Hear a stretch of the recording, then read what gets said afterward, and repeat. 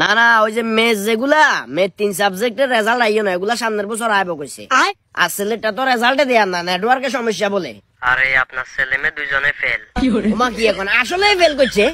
আসসালামু আলাইকুম আঙ্কেল, কি অবস্থা, ভালো আছেন? ওয়ালাইকুম আসসালাম, ভালো আছো না তুই? জি ভালো আছি।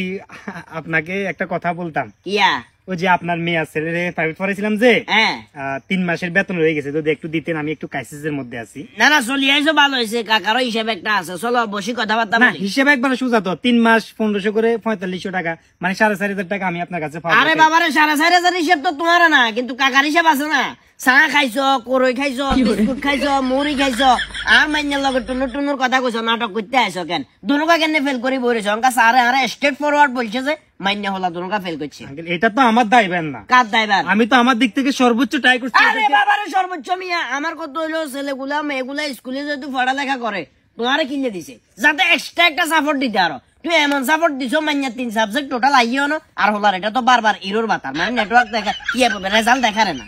আরে আঙ্কেল আপনি আমাকে সরাসরি দায়বার করতে পারেন না, তখন তুই ওদের গাফিলাতি ছিল এই জন্য ওরা ফেল করছে, এখানে আমার দায় কি? 3 মাসের বেতন তুই ঠিক আছে, যেহেতু 1 বছরের মতো হওয়াইছো, বাকি 9 মাসের যে হিসাবটা, এটা করে কুদ্দুরা খাইছো, চা কুদ্দুরা খাইছো, এগুলা হিসাব করমাইও। আরে নরমাল আঙ্কেল।